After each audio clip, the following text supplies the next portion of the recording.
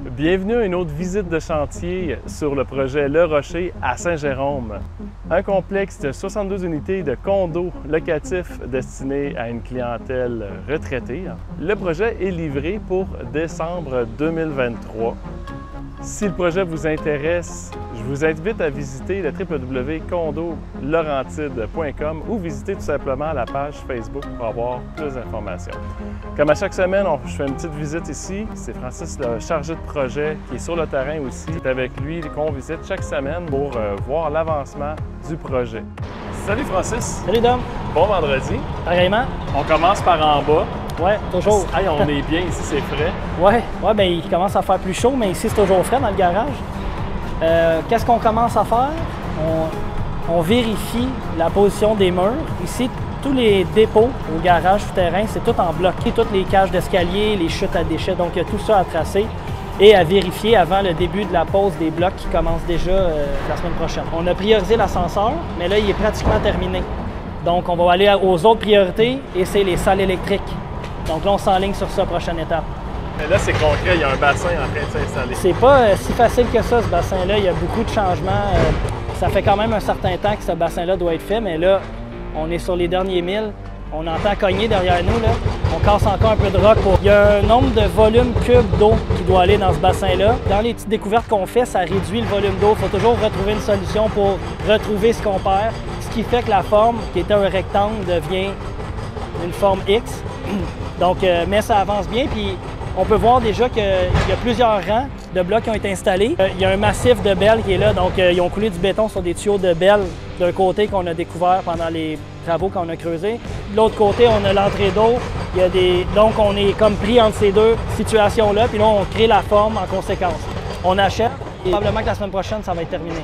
Avant que le projet soit viable, il y avait une question de gestion d'aqueduc, l'eau noire, l'eau grise et tout ça. Donc, ça a été une des solutions qui a rendu le projet viable. Et là, aujourd'hui, elle est à mettre en exécution, mais c'est vrai que grâce à cette solution, parce qu'il y avait un bout de terrain qui allait là, comme par magie, donc il sert à ça finalement.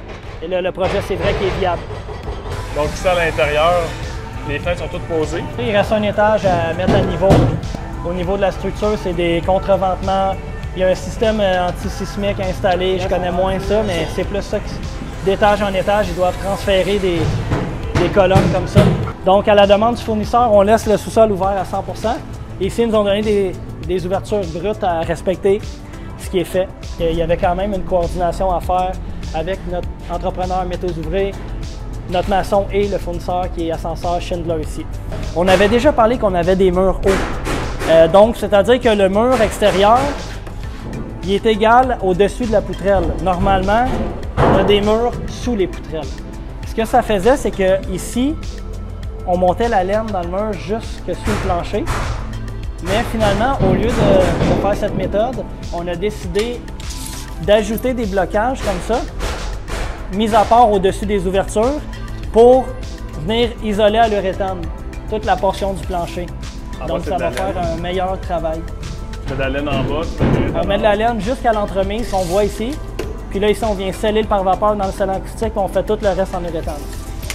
Ça, c'est vraiment une question de qualité parce que l'option de mettre de la laine fonctionnerait, mais l'uréthane, c'est supérieur en tout point. Encore des éléments nouveaux pour nous.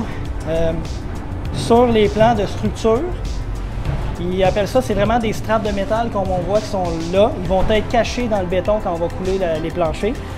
À quoi ça sert cette chose? C'est qu'ici, on a un balcon en bois. C'est le seul balcon en bois du projet. Et il était obligatoire parce que ce balcon soutient latéralement le toit de la marquise où on va descendre, on va rentrer dans le bâtiment. Donc, on avait cherché un moyen de trouver comment le connecter, ce toit en bois, sur le balcon de béton, mais ça semblait tellement compliqué qu'on est revenu à... Lui, ça va être un balcon en bois. Il va avoir une pente avec l'égouttement de l'eau, ça va tout être bien pensé. Mais l'ingénieur nous a même demandé de venir rattacher les straps qui communiquent aux poutres qui sont dans la structure de la marquise. Les murs comme ça, ils viennent en deux parties. Jamais c'est livré d'un seul morceau. Toutes les connexions verticales doivent être boulonnées avec un type d'ancrage qui est spécifié dans un tableau d'ancrage sur les plans de structure installé par le charpentier. L'OSB qui est mis dans les fermes de toit comme ça, c'est pas pour la structure, c'est uniquement pour... Coupe-feu. Pas coupe-feu, parfumé. Il y a des termes différents. 20 minutes de feu qui est demandé. Il faut compartimenter la toiture pour probablement ralentir la propagation du feu, mais de mémoire, c'est un parfumé. Donc ça, c'est déjà préétabli par l'architecte sur les plans quel endroit devait avoir un OSB comme ça sur les fermes de toit. Un toit plat. Encore de la nouveauté, parce qu'on n'a jamais fait de toit plat aussi gros. On a fait des petits. C'est le coût de maximum pour la ventilation du toit. Il y a des cloches au toit. C'est des prises d'air pour la ventilation. La mécanique du bâtiment aussi, là, il y a des boîtes particulières qui sont plutôt grosses. Il manque aussi une machine au toit, un peu comme on voit sur les bâtiments commerciaux, là, qui vont gérer l'air des passages. Mais dans un premier temps, on scelle pour que ça arrête de couler, parce qu'on fait le béton la semaine prochaine. En deuxième étape, on a vu, il commence la membrane de finition blanche.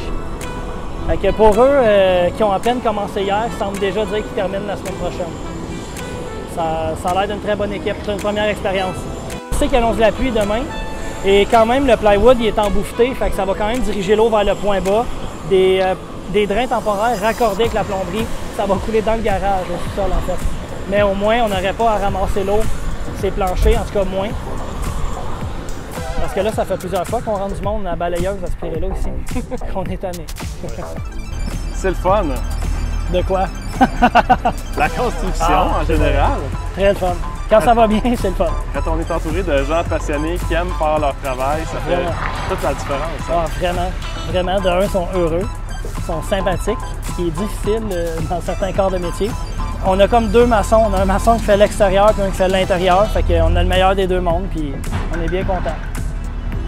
Bravo, bel job. Merci beaucoup. Prochaine visite en milieu de semaine pour des coulées de plancher. Ça serait le fun à voir. Je pense pour les gens de voir ce qui est installé aussi pour comprendre comment c'est insonorisé. Fait qu'on voit ça la semaine prochaine. Ça va se répéter sur les 2 prochaines semaines. Mais on s'en va vers les murs non porteurs à l'intérieur. Donc, la mécanique va commencer enfin. Fait qu'on va se rapprocher du gyps, là. Bravo, Francis. Ça fait plaisir. Merci à toi. Merci. Salut. Bravo Francis et bravo aussi à tous les fournisseurs, les sous-traitants, ceux qui ont participé au projet jusqu'à maintenant et ceux qui vont se joindre prochainement aussi. Si ce projet-là vous intéresse, je vous invite à vous abonner à la page Facebook de Condo Laurentides et pour suivre la construction également, il y a la page Facebook de Marcio. Au nom de toute l'équipe, je vous souhaite un excellent vendredi et une belle fin de semaine. Merci de vous abonner, de nous suivre et de partager. À bientôt!